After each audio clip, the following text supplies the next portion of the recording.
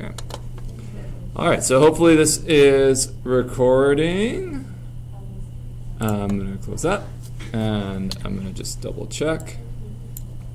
Of course, it's not logged in.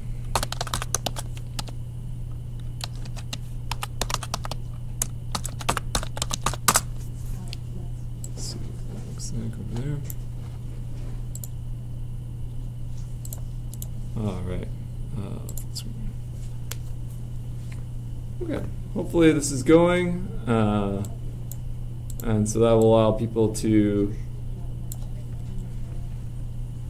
go. Okay. Great. So everybody needs one of these circulation and transportation booklets. This is the new unit.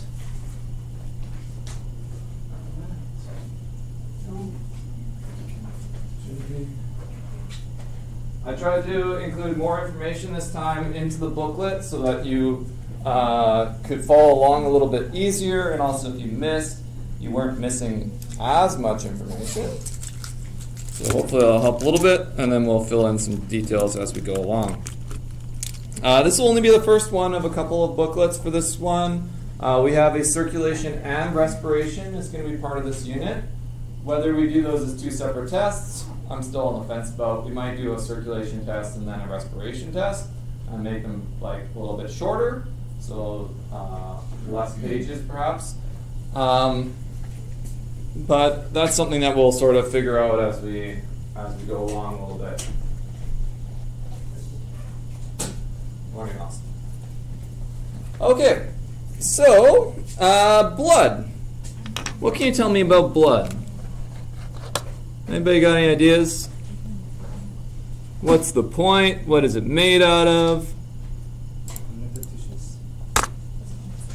Blood is connective tissues. Connective tissue, that's right. That's very good. Yeah, so blood is a connective tissue. It is one of the types of connective tissues, although we do know that blood is not very tissue-like, right? It's sort of, well, it's a liquid. So, anybody else have any ideas about blood? What else do we know about blood? Are there more than one part to blood? No. No? White. Yeah. Yeah. White blood cells, Plasma. red blood cells, plasma, platelets. All right, we're already on track then. Okay, so we talked a little bit about platelets at one point. We can, you might already can imagine what our homeostasis circle is going to be for this one, because we talked about the platelet repair homeostasis circle. So that's something we already kind of covered earlier. Okay, so let's go. So on average, humans have about 5 to 6 liters of blood. That's about 8% of your body weight. And its purpose, of course, is its biggest purpose probably, is to carry oxygen. It carries oxygen to and from your cells, and that allows your cells to breathe. Our cells, our human cells, or our eukaryotic cells, they require oxygen to undergo cellular respiration. And so without cellular respiration, well, your cells would die. They use oxygen to break down the sugars and other energy molecules that they're using, and then in the process they produce CO2.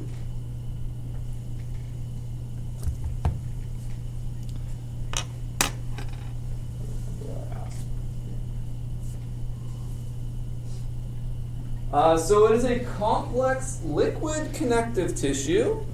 And it's complex liquid connective tissue because it has both cellular components like a tissue, right? So we talked about a little bit about some of the tissues. We talked about epithelial tissue and things like that, where there are cells that are side by side by side that are all connected together. So it does have cell components just like those other tissues. In this case, the erythrocytes, the leukocytes, and the platelets. But they are, instead of being connected together to one another, they are suspended in a plasma, so a liquid. Plasma, in this case we're talking about plasma, since it's just complicated liquids. Now, if you are in chemistry, you'll know that plasma has another word. In chemistry, plasma is a, it's a high energy state of matter where the particles, the atoms of the nucleuses of particles are suspended in a matrix of electron charge. That's not what we're talking about here. We're just talking about a liquid that has so much stuff in it that it's not really, it doesn't behave as a pure liquid anymore.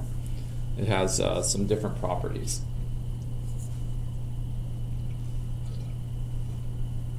It's considered a connective tissue because it connects the different organs of the body, particularly the lungs, to the rest of the body. But it also connects your liver to the rest of your body. It connects your kidneys to the rest of your body.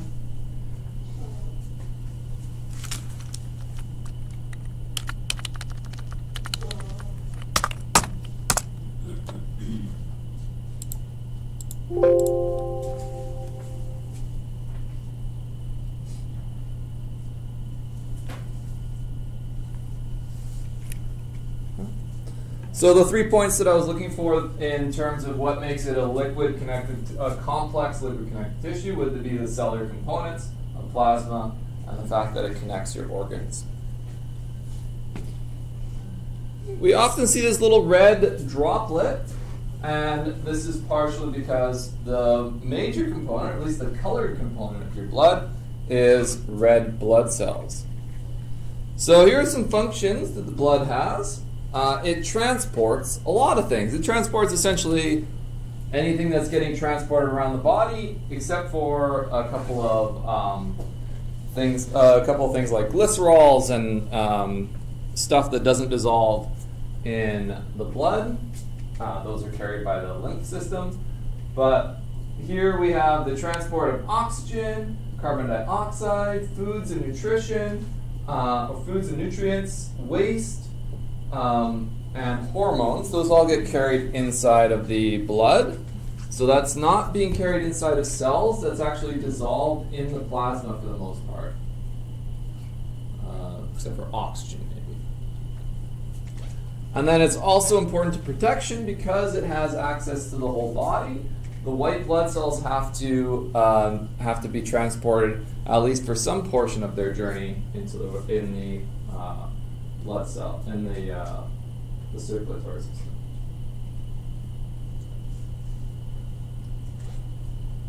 And then the final one, which we might not think about too much, is heat distribution. So as warm-blooded animals, we produce our own heat. We have enough cellular processes happening that our cells are producing heat, and then that heat gets distributed through the body by having the blood pumped rapidly through all of the organs. And you'll find that the very first thing that happens when you get too cold or too hot is that the extremities, like your fingers, get cold. I know I've been spending a lot of time in my basement doing marking and stuff in my basement. My basement's super cold, and I come upstairs and I like put my hand on my kid's head, like, your hands are so cold. And I was like, oh yeah, I've been in the basement for an hour or two, you know. So why hands so cold? Like, yeah, that's what happens if you sit in the cold. All right, and then of course blood clotting. I guess I didn't mention that, but that's going to be a factor as well. That's the one we kind of talked about. So here are the four major components, and you guys have already mentioned these. Some of you already mentioned these, but these are four major components. We have the plasma. This is the fluid part of the blood. It's what everything is dissolved in. So even the red blood cells could kind of count as being dissolved in plasma. It's the sort of case of like coffee, although coffee is 99% water probably, or 90% water, we don't call it water anymore, right? It's coffee. You can't really separate out the water part. Same deal here. Plasma is mostly water, but because it has stuff in it, it's no longer water, it's plasma. It has salts, it has ions, it has hormones and nutrients and sugar and all those sorts of things are floating around in that liquid. And so it's so complicated, we can't really, there's no name we could give it that's like, it's a sugar salt hormone solution. That's not as easy to say as just saying plasma. Then we have our red blood cells. That's the other big part of your blood is red blood cells. About 45% of your blood is red blood cells. And then the other 1% is your white blood cells and your platelets. White blood cells are mostly carried by the lymph system, so that's where they mostly are stored, and in your blood marrow, or your bone marrow. So the concentration of blood cells will be white blood cells will be higher there. They're just transported in the blood. That become 101%. You're right, it does add up to 101%. I guess this is supposed to be less than 1%, right? So one of these is rounded off a little bit. It's almost 55, almost 45, and then less than 1. So if you added up just the red blood cell and the plasma, you'd be at like 99 point something, and then, yes, but that's a very good point. This does add up to 101%. This is less than 101%. Okay, well,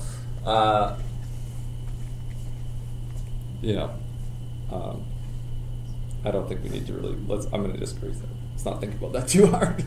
Okay. That's protection for infection, right? White blood cells are used for protection, yeah. Protection for infection. Infections? Yeah. Yeah, for protection against bacteria and viruses, those sorts of things. And we'll cover that in a second. It's coming up. Don't worry. I'm going to go into each of those. Okay, so here's the first component I want to talk about, which is the red blood cells. You might be familiar with their name, red blood cells. I would like to get you familiar with this name. This is the proper name. Anybody want to take a stab at it? Pretty good, yeah, erythrocytes. I've always heard it erythrocytes with like the Y kind of with a little bit more on it, but erythrocytes, those are fine. Now that I've said erythrocytes, I'm like, I don't know if I've ever said it out loud. That's how it said. That's what it said in my head. But yeah, I believe cytes comes from the word for cells. So cytes is related to cells, and then erythro. I don't know. Someone can look that up. Maybe I'll look that up later. The cycle through your blood cells. Yeah, it's not bad. I like that. Yeah, cycle. Yeah. So erythrocytes are formed in your bone marrow, and they are these sort of round, flat, and concave cells. So they're not like normal cells. We usually think of a cell is this sort of shape, right? This is an animal cell over here, and the animal cells are sort of spherical or almost spherical. These are collapsed in. So they aren't perfectly spheres. They're not fat or even oval-like or egg-like a lot of cells are. They actually dip inwards along the center here. So they end up being a little bit narrower in one direction and wider in the other. And this is this gives it some flexibility because there are parts of your blood system that are very narrow. In fact, your capillaries get so narrow that they're actually less than a cell wide. So, but the red blood cells still have to travel through there. So these are sort of these floppy sort of donuts almost. They don't have a hole in the middle, but there's floppy sort of shapes, and so they can actually fold and then slide through very narrow narrow places in the capillaries. So where the capillaries get a little bit narrower than a cell, they can actually collapse themselves and then slide through that spot. And it's a way of making sure other things aren't sliding through those capillaries. It also maximizes the surface area of the cell without making the cell volume larger.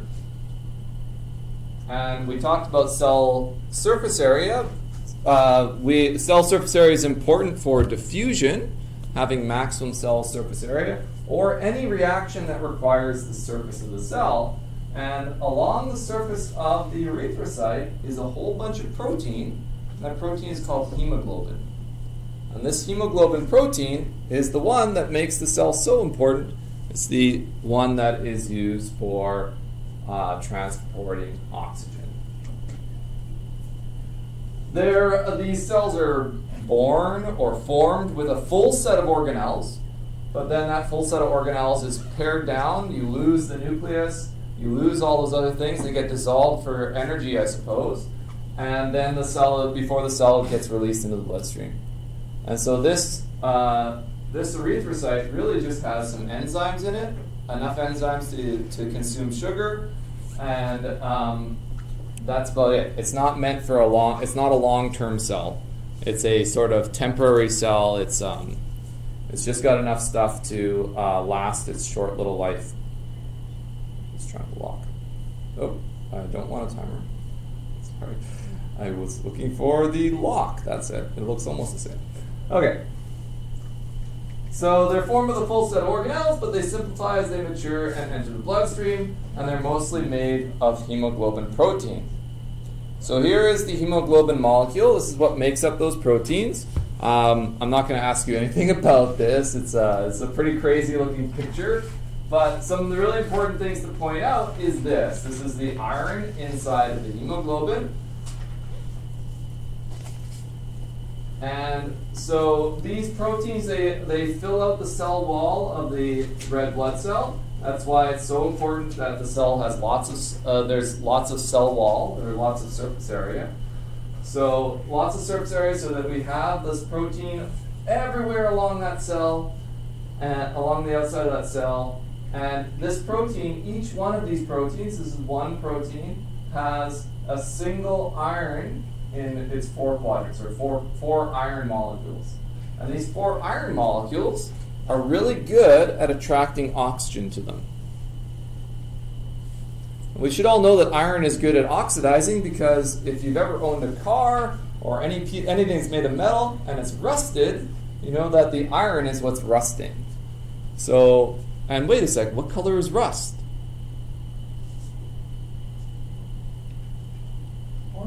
Orange. What color is blood?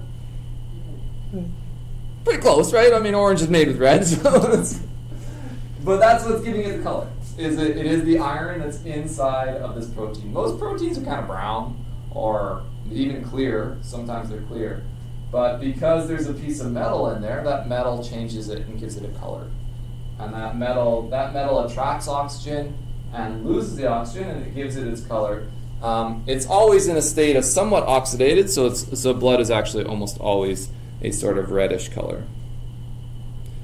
Okay, so let's talk about hemoglobin a little bit. So red blood cells transport oxygen using hemoglobin. If you add oxygen to a hemoglobin, you create something called oxyhemoglobin, and that has a bright red color. And this is the blood color you're probably familiar with, because even the oxygen in the air is enough to oxygenate any blood that if you pricked your finger and it bleeds out, you'll notice that the blood is usually a bright red color. Has anybody donated blood though? Yeah, Austin. So if you've donated blood, you donate blood from your vein into a bag usually. And that blood is usually deoxygenated, and you'll notice the bags are quite dark, and they often are sort of a dark purple. And so that is because that blood is deoxyhemoglobin. No oxygen.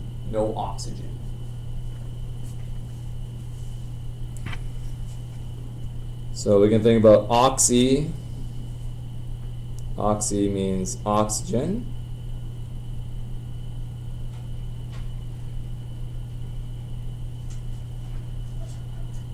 Oxygen. Deoxy. No oxygen.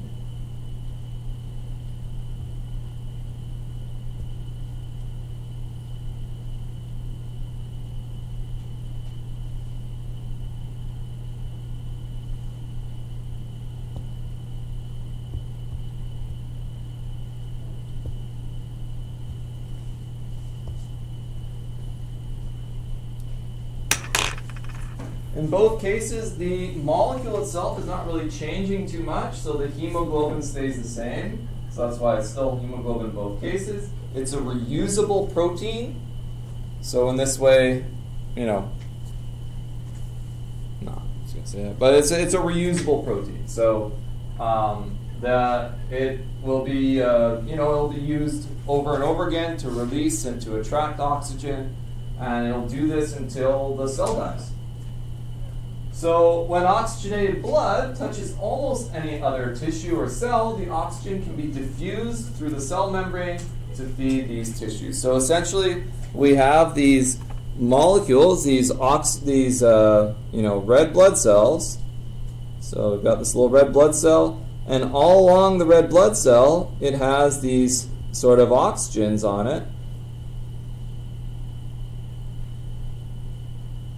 Sort of like that. So that's my oxygen. That's my oxygen. And it travels along, and then when this little molecule comes close to a surface, or you know, maybe let's put a couple of cells here. These are some epithelial cells there. So once this cell is floating around in the bloodstream and it comes close, then these little red blood cells, ooh, they're not going to come off very easily. There, these little blood cells can go into the tissue, diffusing through the cell wall. We talked about how, way back at the beginning, we talked about how oxygen is one of the few molecules that can diffuse right through a cell wall, through a cell membrane. So just by having this oxygenated cell come close enough to the epithelial cells, we can see the oxygen molecules kind of just drift over, slide through the cell membrane, and then feed that cell.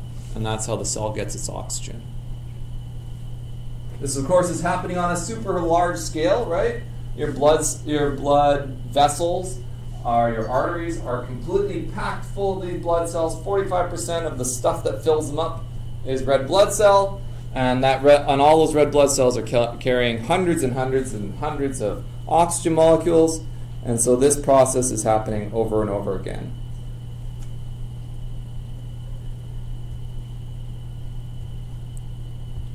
Where do the red blood cells get their oxygen? From the heart. The lungs. We do all this breathing, right? That's why you're breathing all day. You're breathing in oxygen, breathing out CO2. So we breathe in oxygen. There must be some sort of system. We haven't talked about it yet. We will talk about it. That'll be after we get through this. That's the respiration system. But there is a whole system for getting this type of blood to turn back to this one.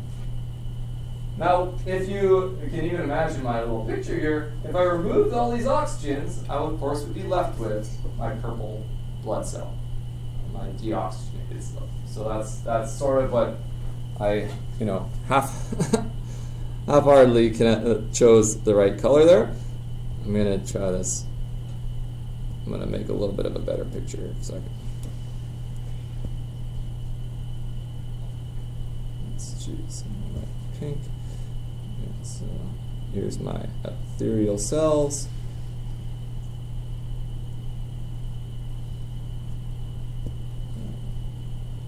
Here, same cells.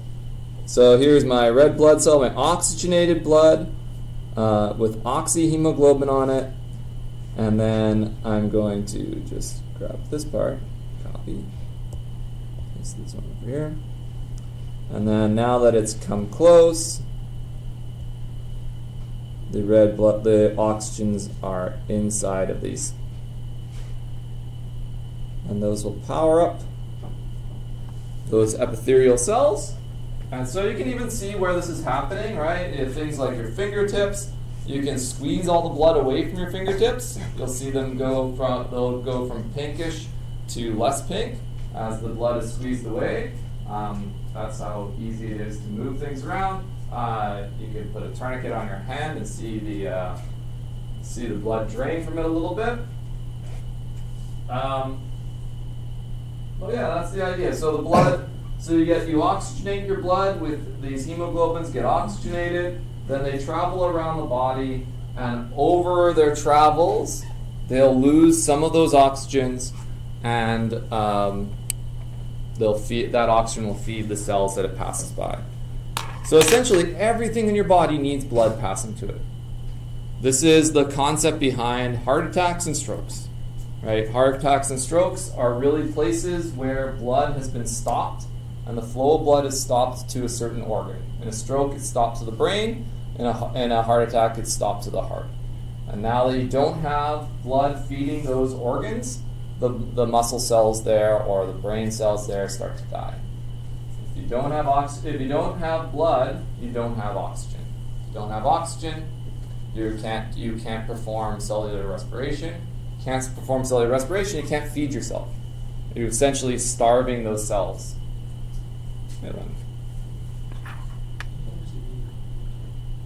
Sure, maybe period 2. Sure. Okay. All right. I have a question. Yeah, please. If the white blood cells, I know the red blood cell transports, and Mhm. then I thought the white blood cells were supposed to communicate with the red blood cells, and how does that stop from having strokes and stuff like that? Yeah, so I mean, white blood cells are mostly for protection. There's a whole bunch of them.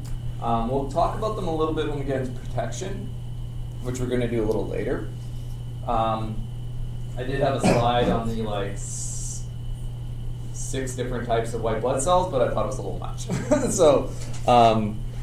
Yeah, there's a whole bunch of different white blood cells. There are ones that identify cancers, and they attack those cancers. They prevent them. That's where you get moles. So moles are when white blood cells have gathered around a set of cancerous cells, and they've stopped it from growing, and then that develops into a mole or to a darker spot.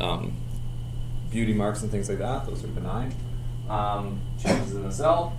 But there's also there's the ones that will follow markers that have been placed on them, and so inside the blood there are things called antigens and the antibodies, and those antibodies will attach themselves to different things, and then the white blood cells will sense those, and then they'll attack them. But the red blood cells don't do much communicating, at least as far as I'm aware. They don't do much communicating to the white blood cells directly. It's more, they're sort of separate systems. That's number 6. Oh, what's number 6?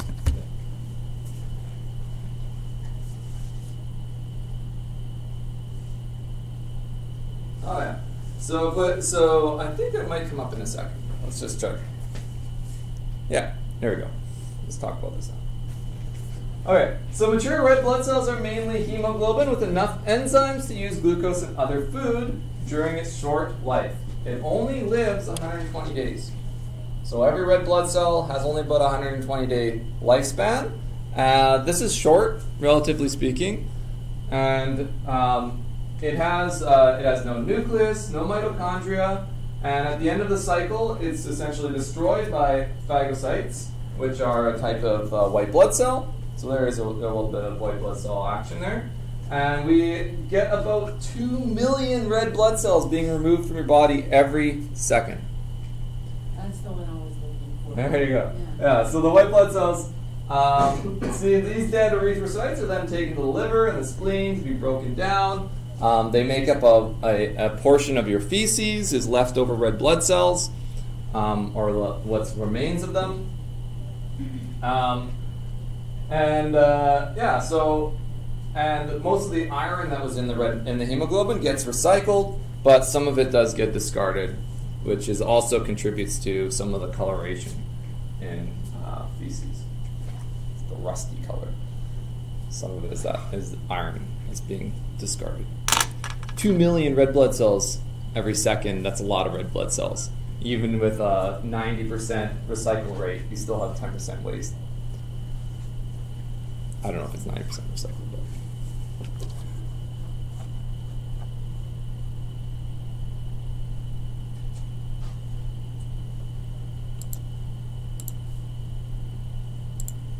So why do these cells not have a nucleus or mitochondria?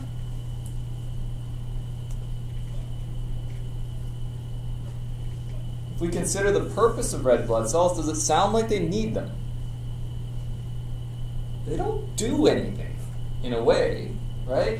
These are red blood cells are just loaded with proteins on the outside, and the proteins do all the work. They just attract oxygen, they release it. Attract it, release it.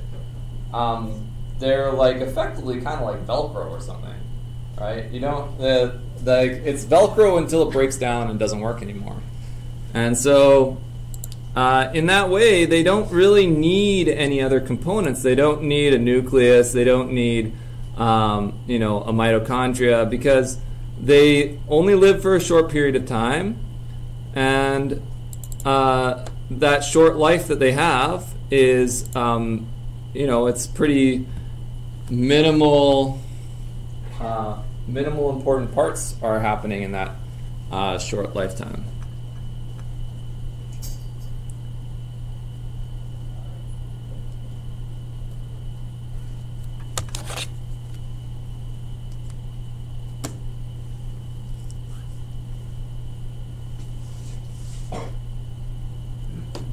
So, because most of the action is done by the proteins on the outside, we don't really need much action. I'll just step up for a second.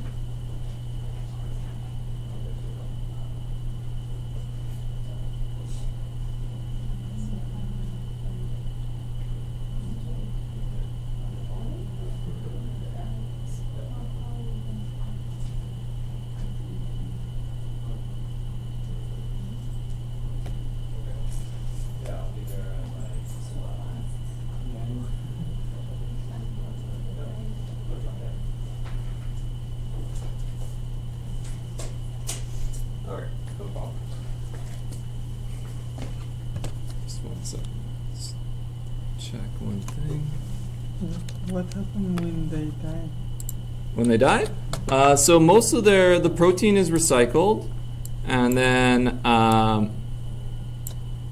the recycled protein, so the protein is recycled. This recycles a lot of the iron gets recycled out of it. Any amino acids might be recovered, some amino acids and other components of the cell membrane, but then some of it that's either too damaged or inefficient recycling processes, that's going to be wasted, and it'll come out in your feces through egestion. Oh, yeah, it's like normal recycling. It's only so much of it can get reused. Okay. Does anybody have any questions about that? Was that clear enough? So, very simple. They're very simple little structures. They're not very complicated. They're sort of these little cells. They're kind of sticky on the outside, in a way, or sticky to oxygen, at least. And the oxygen sticks to them. And then when the oxygen gets somewhere else, in a way, the oxygen always is kind of falling off. It has like a sort of a chance of falling off at any time. And then when it's sort of falling off, feeds the cells around it. And if you pump enough blood cells through, all the cells that it's passing by will get fed. All right, so how can this go wrong? That's always interesting. That's one way I like to look at biology. Biology is interesting in many ways, but it's most interesting when we talk about where it goes badly. So anemia is a situation we've talked about a little bit before. It's a general condition where you have a low number of red blood cells. So this can be from a whole bunch of different causes. People can be anemic if they have low iron. So if they have low blood iron, or if they have low iron levels, they're not eating enough meats. They can become enough meats or iron-heavy foods and vegetables, then they would become anemic. Why would iron make you anemic? If you had low iron, if you weren't eating enough iron, why would you become anemic? What makes up most of the red blood cell? Hemoglobin. What's the metal in hemoglobin? Iron. And so if you don't eat enough iron, you can't make enough hemoglobin, so you can't make enough red blood cells. So back to that nutrition thing. If you don't eat enough iron, you don't need enough spinach, you know, or dark greens usually have iron in them. Meats have iron. What about if you have enough iron but you don't have B12? B12? I mean, B12 low. Is that working? I'm not Your sure. iron? I don't know what the effect of B12 is on red blood cell creation. I mean, you certainly need vitamins to make most things happen. So Because if you don't have B12 enough in your body, the iron doesn't help you because cause dizziness mm, and laziness. So the iron, that means the iron right? doesn't work. Yeah, I didn't know that. Okay. Oh, B12. Yeah. I'll look Vitamin in. B12. I'll make a note of that. Is Maybe. that a vitamin or something? I believe that's a vitamin. Yeah. So it's one of these sort of organic chemicals that your body can't make. So you Because can. I have no vitamin B12. Always paid my family doctor. Oh yeah, they give you If you don't B12. have enough iron doesn't. Right. And is that from anemia? Is that your Because I feel dizzy right? sometimes. That I'm yeah. But I have enough iron. Right. Yeah, I mean, there's a lot of ways that you can feel dizzy too, right? So, is it specific to anemia that you need the B12, or is that? Because it's active to iron, and then the iron doesn't Mhm. work properly. Right. Okay. Well, I didn't know that, so that's important to know. So also, you know, that's why we need a balanced diet, right? So we need all those things. So anemia is when we have a lack of healthy red blood cells in your blood plasma. This could be because your blood cell production is too low, so you're not producing enough. Your destruction, right? So the destruction of cells is too high. So maybe if there's a disorder related to those phagocytes that are eating your red blood cells, if you're making too many of those, there's an imbalance there, then you would be consuming too many red blood cells. That could be a problem. You could also have a problem with your hemoglobin. So there's a couple of genetic disorders that where your hemoglobin itself is not formed properly, and so the hemoglobin's not formed, and then that means that the red blood cells are not healthy. They're not able to carry oxygen well. So anemia typically causes the cells and tissues to lack oxygen, which equals for the body a general feeling of low energy or fatigue, some dizziness. Your heart might be pumping rapidly, but you're not actually working out, or you're not in a situation that should call for that. So your heart is overworking itself. And why is the heart pumping faster? If in the case of anemia, why would it pump faster? What would be a benefit for pumping faster?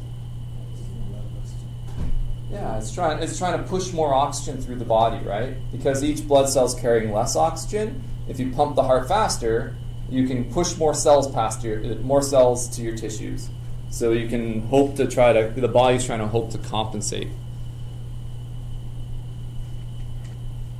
This is often detected from a blood iron test. That'll be the very first test. Although if you continue to have dizziness, then they'll explore other options, of course, as well. So low iron is a possible anemia, and that's because, as we just kind of described, that's not going to be good to write with. So low iron equals less hemoglobin, which equals less RBCs, red blood cells.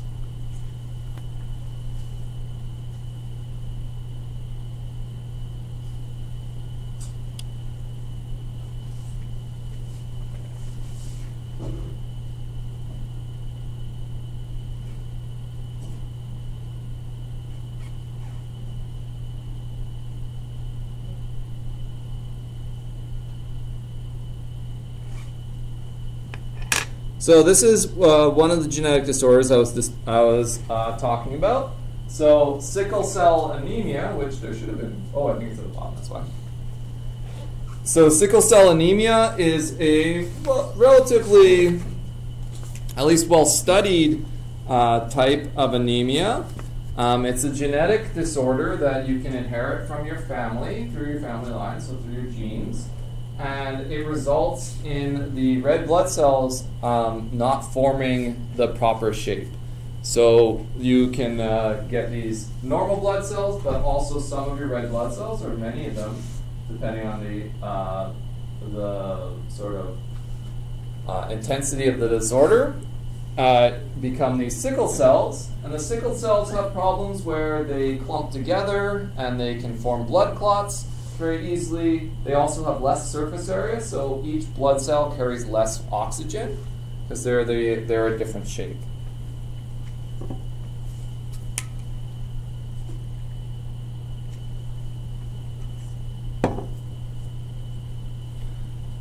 What's interesting is that in Biology 40S, you might go and study evolution. And in evolution, we talk a lot about how genetic modifications or genetic change in an animal typically will sort of be selected out of a population if it's not valuable for the creature. So in this case, a genetic disorder like sickle cells, if this was entirely bad, we would expect it that those people would have been, individuals carrying this disorder would have been selected out of the general population, and they essentially, we wouldn't see such a drastic number of people with sickle cell. Except that sickle cells are immune to malaria, or at least have a very high resistance to malaria.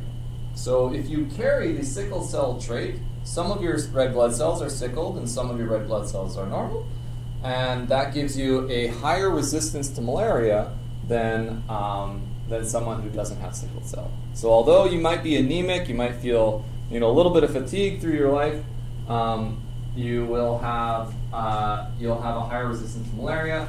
If we think about evolution essentially happening in the sort of 20,000 to 100,000 years before human history, that's when most human evolution occurs, then during that period of time, being resistant to malaria, a period of time when we had no medicine for that, right? Having a natural resistance to malaria made being slightly sickle cell a benefit. So that's why sickle cells are still found today. They didn't select themselves out through natural selection during those first 100,000 years or so. And so now, in a time when we have ways of dealing with malaria, it's not the best route to become resistant to it. But we also now have ways of dealing with sickle cells. So we can, people with sickle cell anemia can now live fairly long lives through some treatments. Okay. Once again, surface area, surface area, surface area. These sickled cells, by not being the round donut shape, they have lost surface area. You lose surface area, you lose protein, essentially. You've lost protein. Those proteins along the surface are the only purpose. That's all the red blood cell's there for. It's just for surface proteins. Those surface proteins that can attract oxygen and lose oxygen.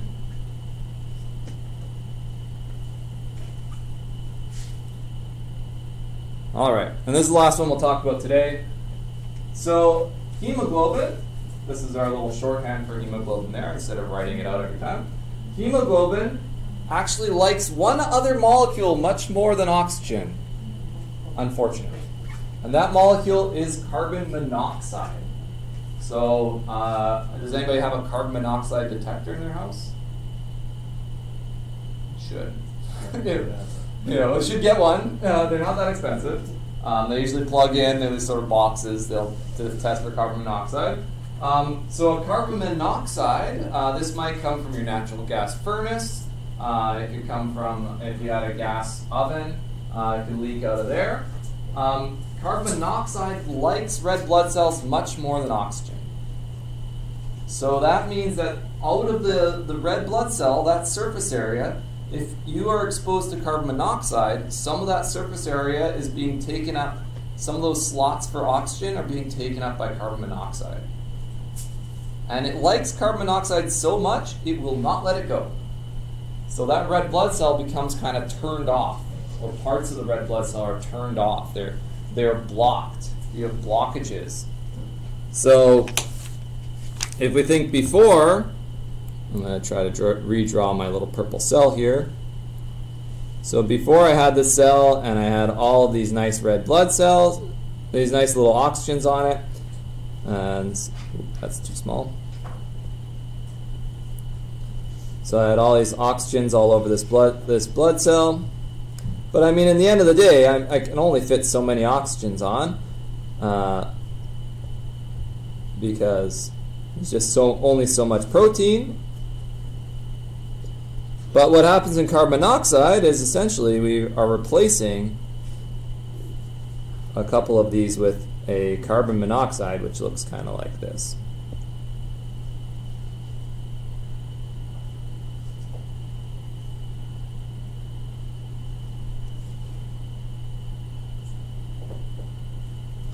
If you're exposed to a lot of carbon monoxide for a long period of time, then you can imagine that your cells are sort of slowly getting saturated with carbon monoxide.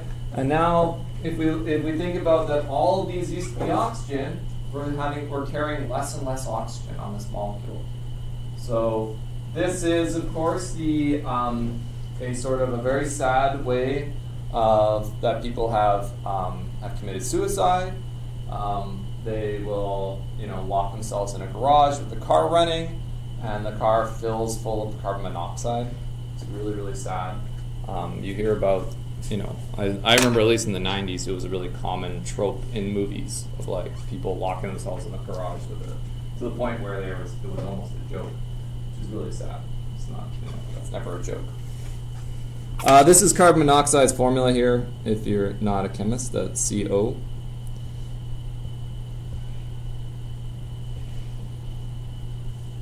So that's carbon monoxide there, CO. So when the CO is breathed, it binds permanently to the protein, and this prevents it from collecting O2. Overexposure can essentially suffocate the body from oxygen. So carbon monoxide poisoning, you can start to have cell death because the cells are no longer carrying enough oxygen to the tissues. The tissues don't have enough oxygen, they can't undergo cellular respiration. Can't undergo cellular respiration, the cells can't maintain themselves and they die.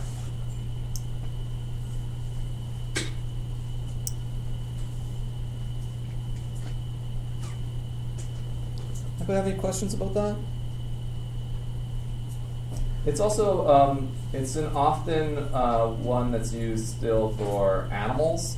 They'll put animals to sleep. Putting an animal to sleep is usually a carbon monoxide, I believe, is they use the carbon monoxide. Put them down. At least for small animals.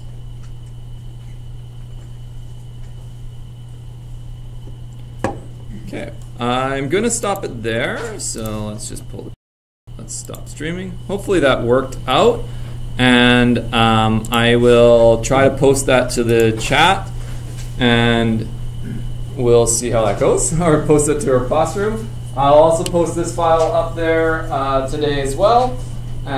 Please feel free to ask any questions tomorrow or whenever you want to ask questions. That's always great. And yeah. Otherwise, we're back on the road here. Cells, this circulation transportation should take us about the week, I think. Maybe a little bit less. Then there's about 3 other PowerPoints, but they're a little bit shorter each. So then we've got about 2 to 3 weeks of content just for circulation, and then another 2 weeks or a week probably of respiration. Respiration's short. It's not that much to talk about. This is kind of interesting because we didn't cover this last year. No. Oh, okay. No. Let's do that. Yeah. I do have a tendency to cover too much material. Yeah. So I move a little bit fast sometimes, and I'm always trying to find the balance. But yeah, feel free to slow me down.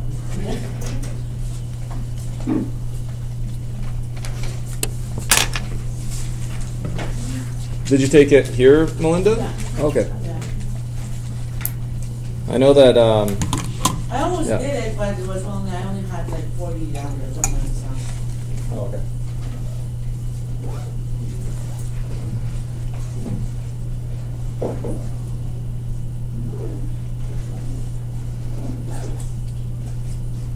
I will drop this off the tile. You'll see you in the library in period 4. Which is 12 points. Okay, see you there, Molly. Or I won't see you there, but have fun.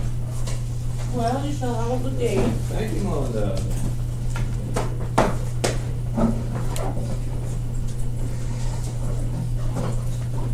So, you're doing some studying there? Yes. Good job. It's a good idea. Bye. Take care.